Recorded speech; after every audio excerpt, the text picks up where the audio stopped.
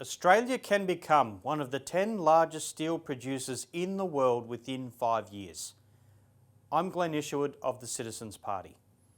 The project that will catapult Australia into the top 10 steel producing nations worldwide is called Project IRON Boomerang. First, you should know Australia is today the #1 exporter of iron ore in the world. We are also the second largest exporter of coal worldwide.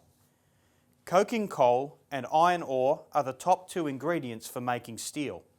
However, Australia is currently only number 27 worldwide in terms of steel production.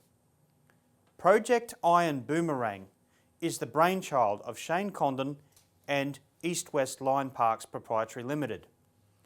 It involves building a transcontinental railway between the coking coal mines of the Bowen Basin and the Pilbara iron ore mines.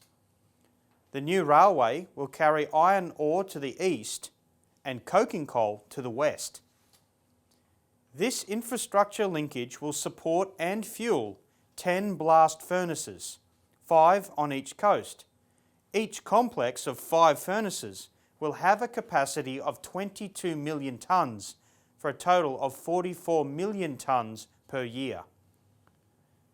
By locating the steel mills much closer to the source of the inputs than on the opposite end of an ocean, a 30% reduction in shipping costs will be achieved.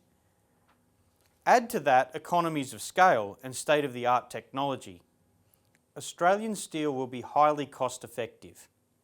Compare this with our current situation. Look at this graph of Australian steel production per capita from 1946 to 2019. From 1950 to the 1970s, steel production increased 300%. Since then, Australia's steel production has almost collapsed back down to the level it was 65 years ago. This is what Project IRON Boomerang would reverse. What's more, here's a map of Australia's current rail system. As you can see, the addition of this new rail system will open up the interior of the continent for development. Project IRON Boomerang is one of the many great projects Australia needs to build. For example, the Citizens Party has identified 17 large water projects. As we have referenced in other videos, the Citizens Party recognises that if Australia is to build big infrastructure projects like these, we need a strong source of funding. That's why we have proposed a new national bank that could extend low-interest, long-term credit for financing such projects. For our own sake, and especially for the sake of your children and grandchildren, Australians need to think big. Our current economic catastrophe is the opportunity to do things we thought we couldn't do before.